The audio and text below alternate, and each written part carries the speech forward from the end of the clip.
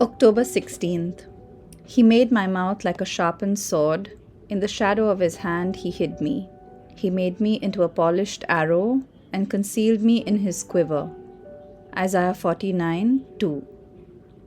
We see in this verse a picture of Jesus before his public ministry, hidden from the world, being prepared in the secret place by his Father and through the Spirit.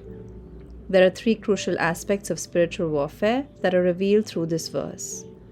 First, Jesus didn't just have weapons of warfare to use. He himself was the weapon, the sword, the arrow, fashioned by God himself. In the same way, each one of us has been created to be a weapon in God's hands against the powers of darkness.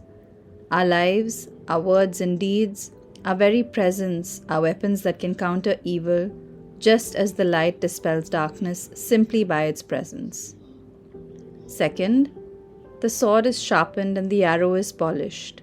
The sharpened sword, as Spurgeon puts it, is all edge, and whichever way it strikes, it wounds and kills. There is no such thing as the flat of the sword of the Spirit. It has a razor edge every way. The polished arrow, in Pett's words, is one that has been made deadly accurate. It will not swerve from its main course and will move forward with accuracy and speed. God does not send us into battle unprepared. He trains and equips us just as a soldier undergoes rigorous training before being deployed. Often, the difficult seasons of our lives are used by God to prepare us for spiritual warfare. Third, the sword is hidden and the arrow is concealed. Ecclesiastes 3:8 says that there is a time for war and a time for peace. Spiritual warfare is not just about preparation but also timing. Jesus was only released into his ministry of destroying the works of the devil at the age of 30 in his Father's appointed time.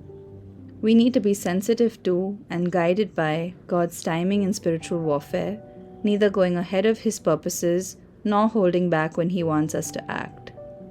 We are not presumptuous in spiritual warfare, nor are we timid.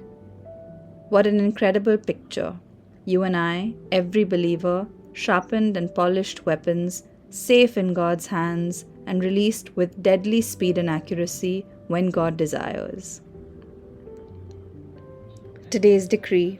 God has made me a sharpened sword and polished arrow. He has hidden me in his hand and concealed me in his quiver, and he will use me to wage war against the enemy.